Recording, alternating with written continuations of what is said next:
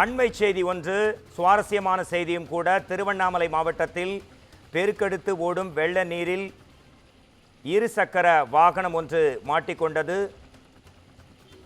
இந்த வாகனத்தின் உள்ளே சிறிய பாம்பு ஒன்று அந்த இருசக்கர வாகனத்தில் உள்ளேவே புகுந்து விட்டது. அதைத் தொடர்ந்து தற்போது அந்த பாம்பு காரின் அடிப்புறம் நீந்தி செல்கின்றது. சுற்றியிருக்கும் மக்களும் காவல்துறையைச் சேர்ந்த ஒரு சிலரும் அங்கு கூடி அந்த பாம்பை என்ன செய்யலாம் என்று அதை பிடிக்க நடவடிக்கை எடுத்துக் கொண்டிருக்கிறார்கள். நீங்கள் பார்க்கும் அந்த இருசக்கர வாகனத்தில் தான் அந்த பாம்பு புகுந்து கொண்டது. இது குறித்து நமது குமுதம் செய்தியாளர் மணிகண்டன் தரும் கூடுதல் தகவல்களை கேட்கலாம். திருவண்ணாமலை மாவட்டத்தில் இருசக்கர வாகனத்திற்குள் பாம்பு புகுந்தது அண்மை செய்தி. உங்கள் கூடுதல் தகவல்கள் தரலாம் நீங்கள். வணக்கம் மோகன்ராஜ்.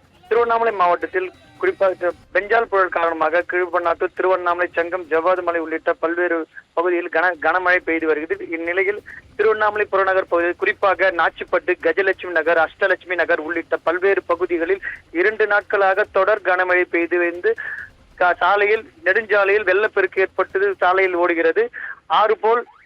ஆறு போல காட்சியளிக்கும் இந்த சாலையானது வெள்ள நீரில் மூழ்கி தற்போது வெள்ள நீரில் பொதுமக்கள் மீன் பிடித்து வருகின்றனர்.